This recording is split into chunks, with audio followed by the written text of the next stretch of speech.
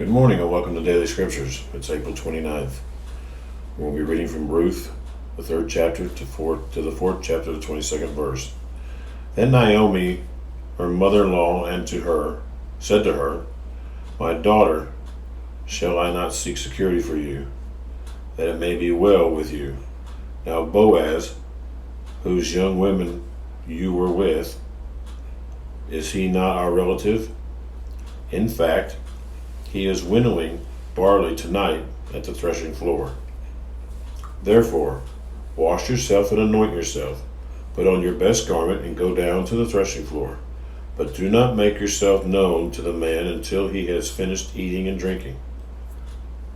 Then shall be, when he lies down, that you shall notice the place where he lies, and you shall go in, uncover his feet, and lie down, and he will tell you what you should do." And she said to her, "All that you say to me I will do." So she went down to the threshing floor and did according to all that her mother-in-law instructed her. And after Boaz had eaten and drank, and his heart was cheerful, he went to lie down at the end of the heap of the grain. And she came softly, uncovered his feet, and laid down. Now it happened at midnight that the man was startled, and turned himself, and there a woman was lying at his feet. And he said, "Who are you?" So she said, "I am Ruth, your maidservant. Take your maidservant under your wing, for you are a close relative." Then he said, "Blessed are you of the Lord, my daughter, for you have shown more kindness at the end than in the beginning, in that you did not go after young men, whether poor or rich. And now, my daughter, do not fear. I will do for you all that you request, for your people of my town know that you are a virtuous woman. Now it is true that I am a close relative. However, there is a relative closer than I. Stay this night, and in the morning it shall be that if will perform the duty of a close relative for you." Good. Let him do it. But if he does not want to perform the duty for you, then I will perform the duty for you, as the Lord lives. Lie down until morning. So she laid at his feet until morning, and she arose before one could recognize another. Then she said, "Do not let it be known that the woman came to the threshing floor." For also he said, "Bring the shawl that is on you and hold it." And when she held it, she measured 6 ephahs of barley and laid it on her. Then she went into the city. When she came to her mother-in-law, and she said, "Is that for you, my daughter?" Then she told her all that the man had done for her. And she said, "These 6 ephahs of barley he gave me, for he said to me, 'Do not go empty-handed to your mother-in-law.'" Then she said, "Sit still, my daughter, until you know how the matter will turn out, for the man will not rest until he has concluded the matter of his day." Now Boaz went up to the gate and sat down there. And behold, the close relative of whom Boaz had spoken came by. So Boaz said, "Come aside, friend, sit down here." So he came aside and sat down, and he took 10 men of the elders of the city and said, "Sit down here."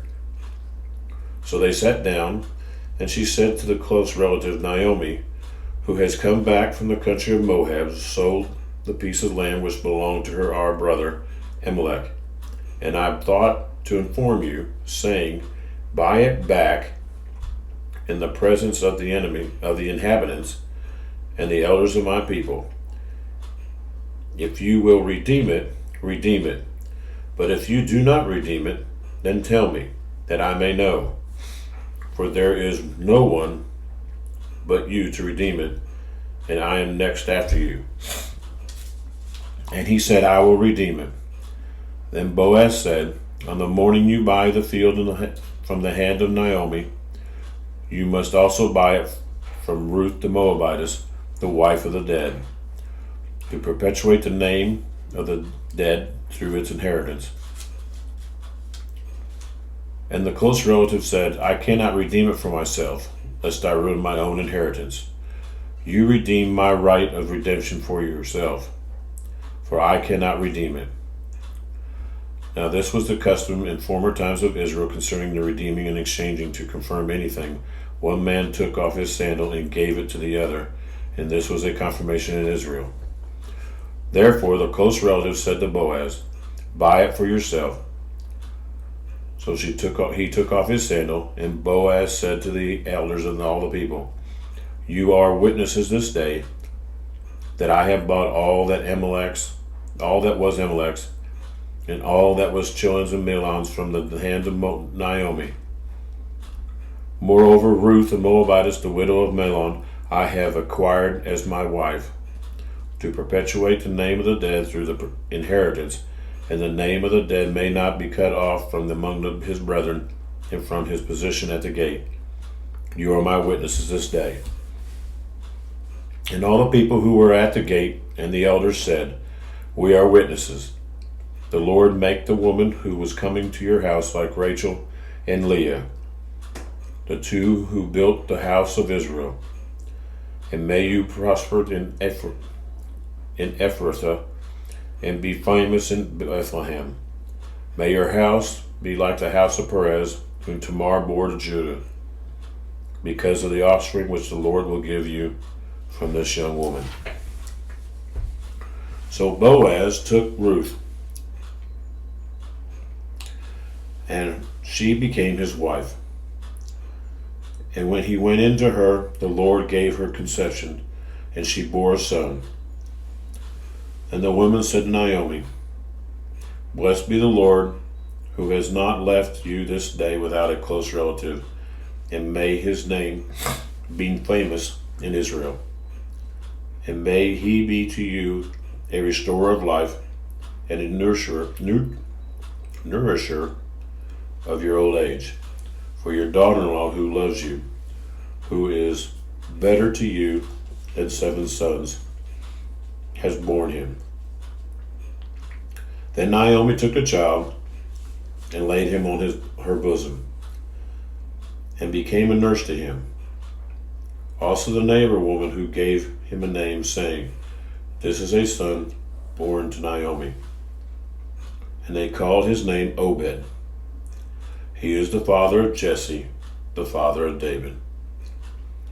Now this is the genealogy of Perez. Perez got Hezron, Hezron begot Ram, and Ram begat Amminadab, and Amminadab begot Nahshon, Nahshon begot Salmon, Salmon begot Boaz, and Boaz begot Obed, Obed begot Jesse, and Jesse begot David.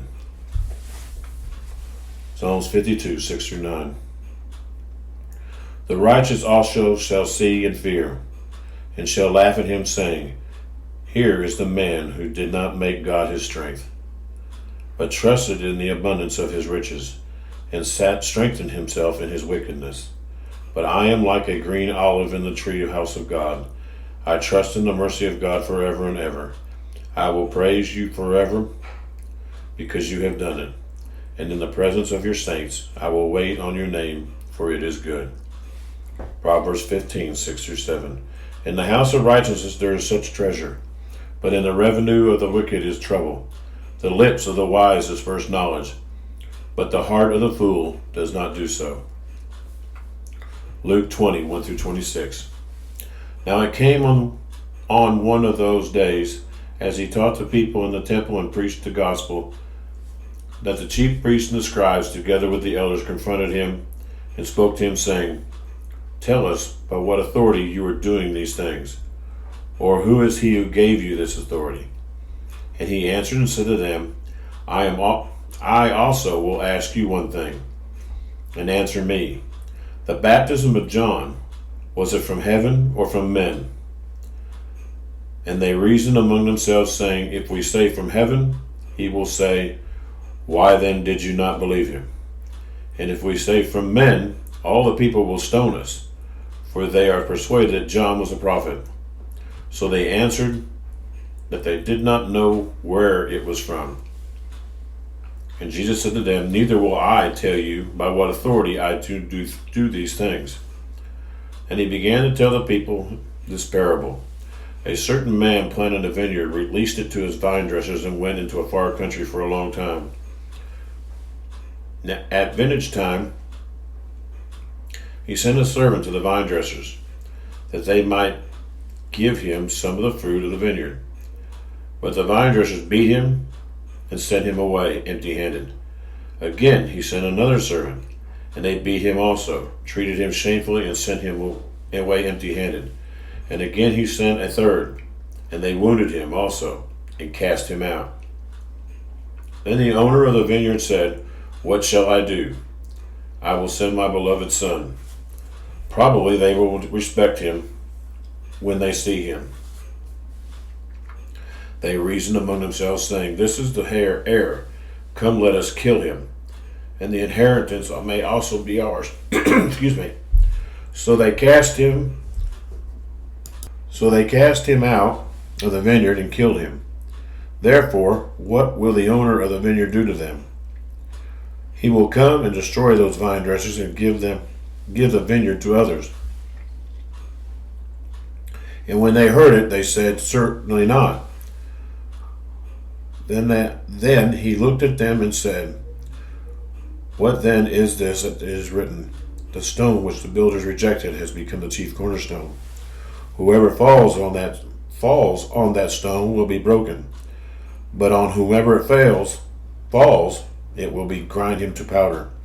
And the chief priests and the scribes that very hour sought to lay hands on him, but they feared the people, for they knew he had spoken this parable against them. So they watched him and sent spies who pretended to be righteous, that they may seize on his words, in order to deliver him to the power and the authority of the governor. And they asked him, saying, Teacher, we know that you say and teach rightly. You do not show personal favoritism, but teach the way of God in truth. Is it lawful for us to pay taxes to Caesar or not? But he perceived their craftiness and said to them, Why do you test me? Show me a denarius. Whose image and inscription does it have? They answered and said, Caesar's. And he said to them, Render therefore to Caesar the things that are Caesar's, and to God the things that are God's. But they could not catch him in his words in the presence of the people. And they marveled at his answer and kept silent. Thank you for being with us, and we'll see you tomorrow.